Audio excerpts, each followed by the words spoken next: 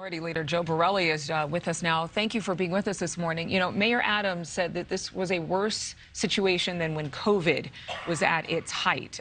When a naval ship there was used in New York as a hospital, docked in the Hudson, it was grossly underutilized. But now there's this plan to house migrants on ships. So do you think New York is going by the same playbook as it did in the pandemic?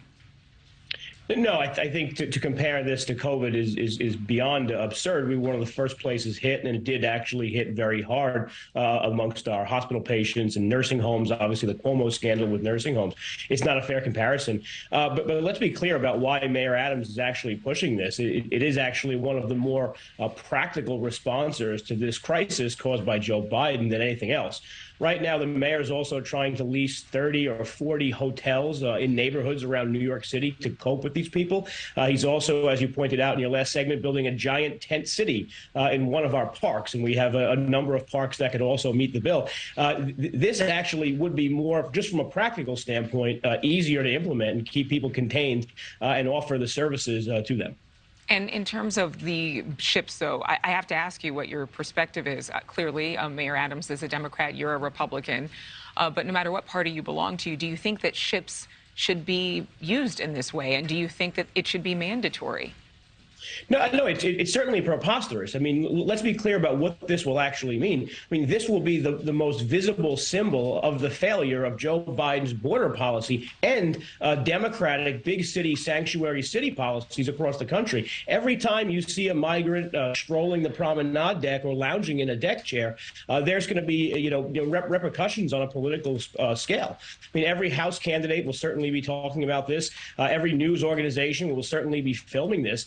And frankly, it might even bring the crisis to a head sooner than we think, just because of how ridiculous it will be in the face of inflation, in the face of rising cost of living. We're allowing these people who've come here to just now reside on a cruise ship in my backyard. What do you think is the best way for local governments to address this?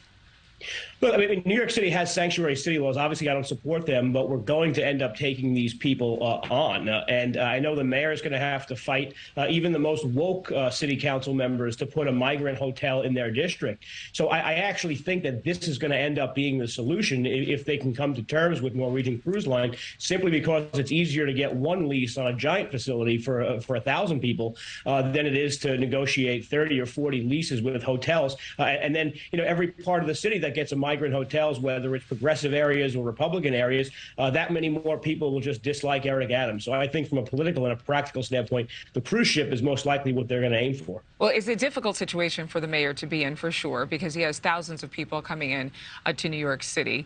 The same complaint that a lot of border towns have had in Texas, Arizona, and the like. So I think the question is this going to amplify the Republican vote or the Republican impetus to vote in the midterm elections, or is this going, and November's election, or is it going to backfire?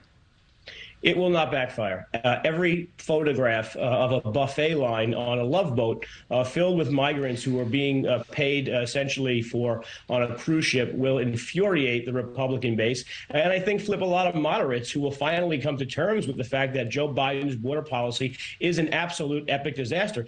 I mean, look, we had migrants coming across the border when Trump was president. We had an established policy. We had a Remain in Mexico policy. People did seek asylum and get asylum in the U.S. Now, this is all laid bare. And if a cruise ship is floated into New York Harbor, rest assured it'll be on the front page of every single newspaper in the country. It'll be the lead on every primetime news channel around the world. New York City Councilman Joe Borelli, obviously, we know that there is a strong sentiment from you and others who think that this is certainly absurd, but there are different opinions here. We appreciate sharing yours here on Morning in America. Thank you. Thank you.